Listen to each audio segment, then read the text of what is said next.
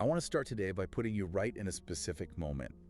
It's a moment I think we've all felt, but we rarely talk about it honestly, because it feels like, I don't know, a personal failure. You walk into a room, maybe it's a high-stakes meeting or, a dinner party where you don't know anyone, and immediately, before anyone even says a word, you feel it. It's visceral, isn't it? It happens in just a split second. It is. It's like the air pressure changes. Yeah. The rhythm of the speech in the room feels slightly too fast for you to catch, or the silence feels too long. Charged. Yes, charged.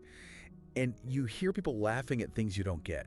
And suddenly there's this internal alarm just ringing, screaming, this isn't your world. And notice what happens to your body in that exact second. This isn't just a mental note that, oh, this is different. It is a physical constriction. Your jaw clenches, your breath gets really shallow right up here in the chest. There's that prickle on your skin. Yeah, it's like a fight or flight response, but there's no tiger. It's just other people. Exactly. And that physical reaction is telling us something so profound. It isn't just social anxiety or, culture shock. It's something much, much deeper. It feels like a threat of dissolution. Dissolution, that's a heavy word. It sounds like you're physically dissolving. That is exactly what it feels like to the organism. It's what you could call a rupture in contact. Yeah. And we should probably define contact here because it's a very specific idea. Contact is the living, breathing boundary where you meet, not you. So it's the space between people. It's the space between, it's where life happens, really.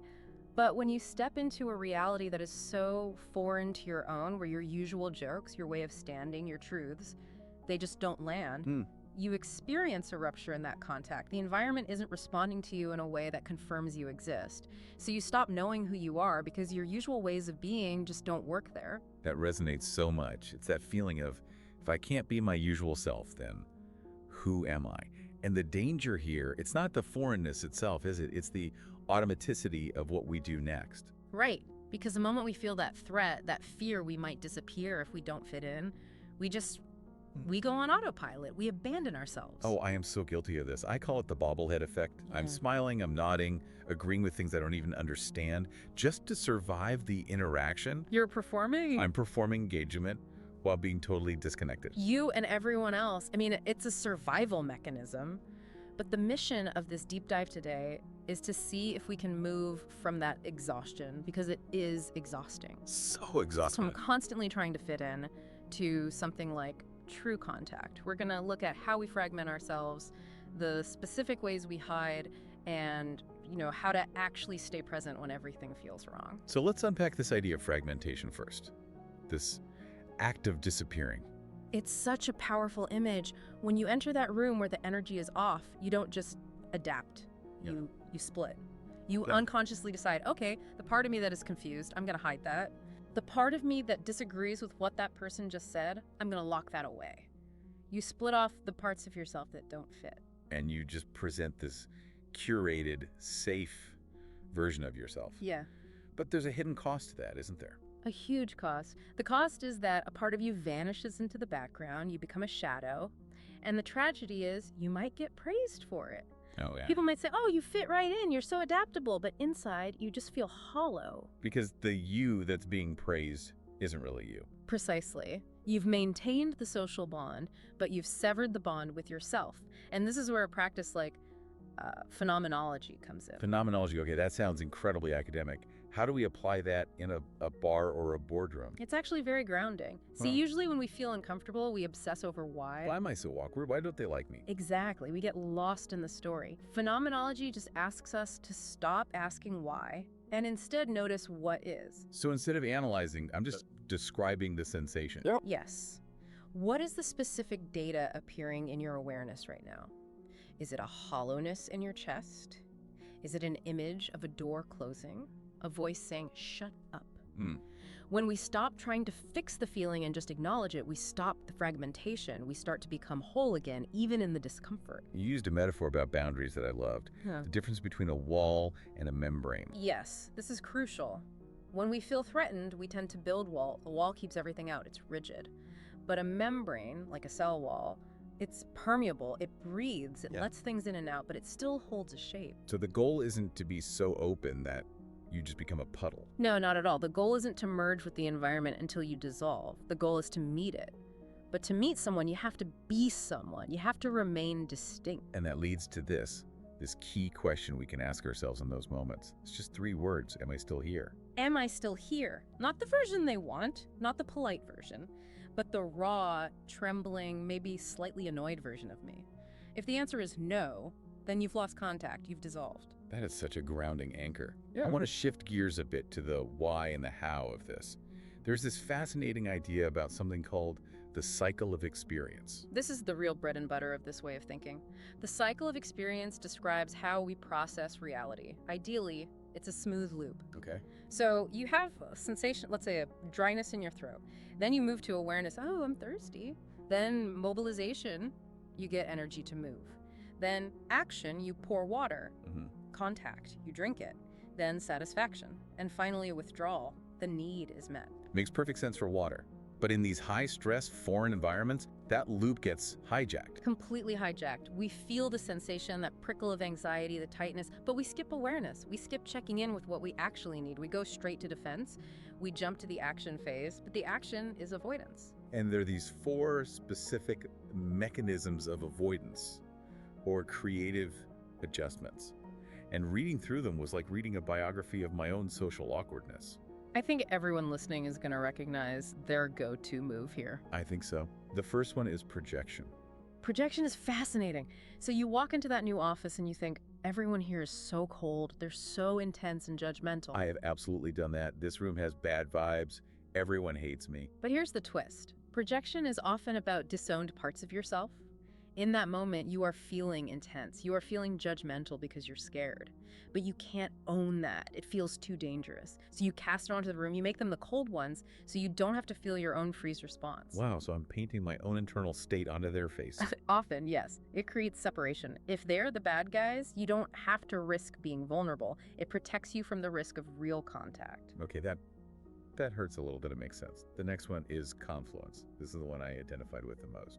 Confluence is the nice guy or nice girl defense. It's when you just want to blend in. You agree with everything. Oh, you love that movie. Me too.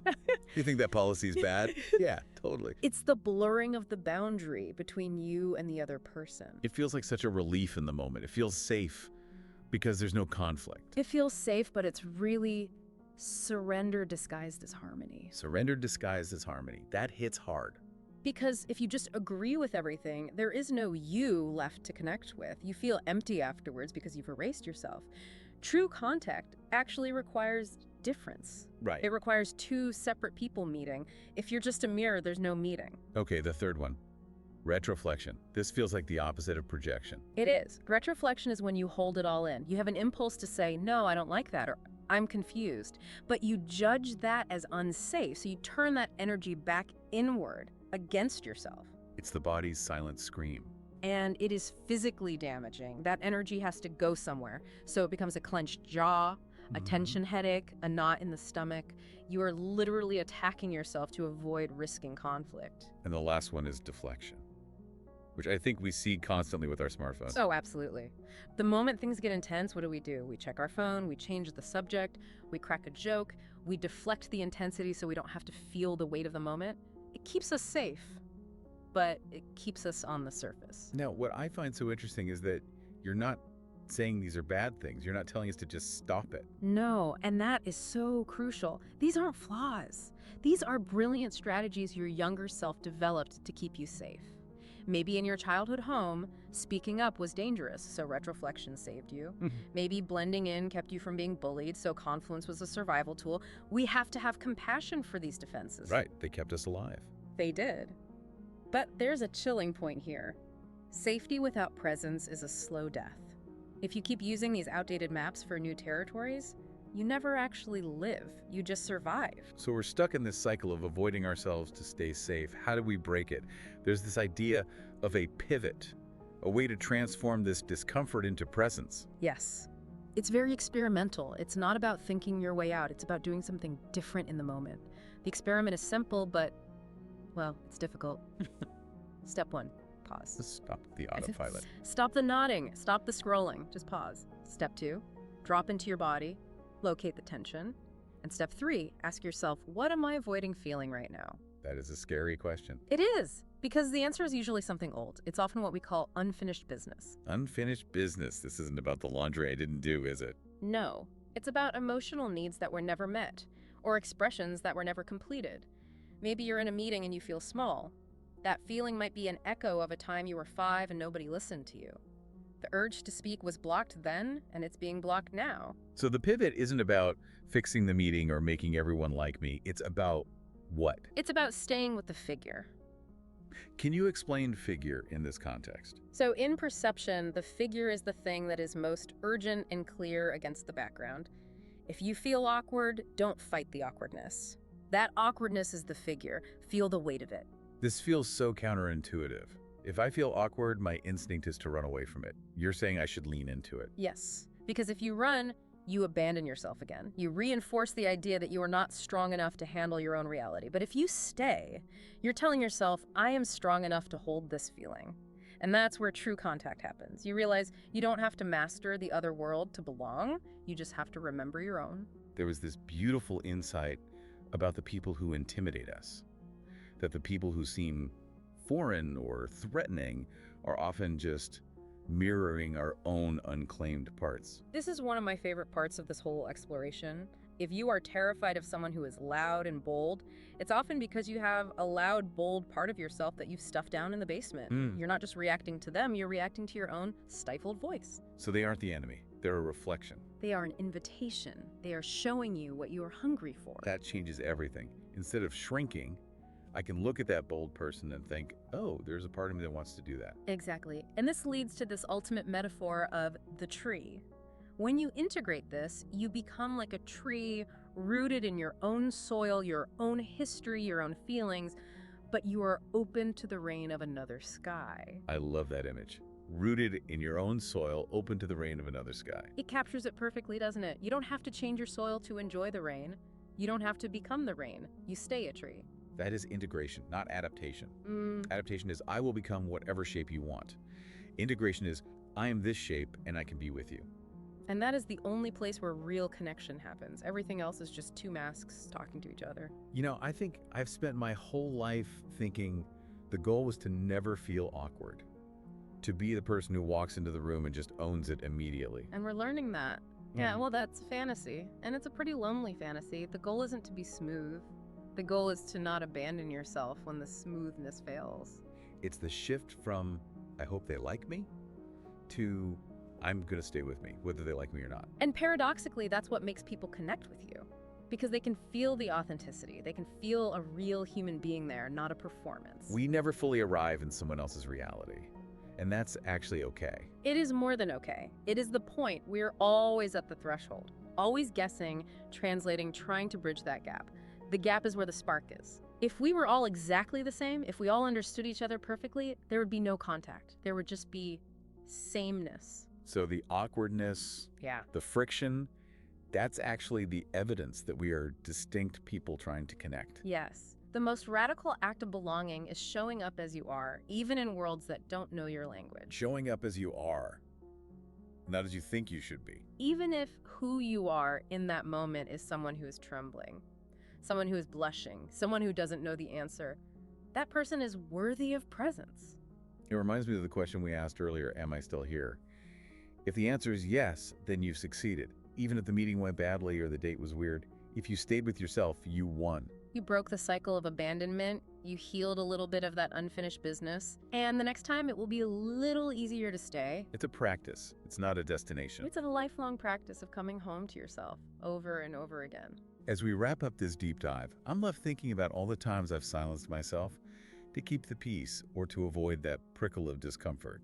And I realized just how much energy that takes. It's exhausting. It just drains your vitality. So for everyone listening, and for myself, I think the challenge is clear.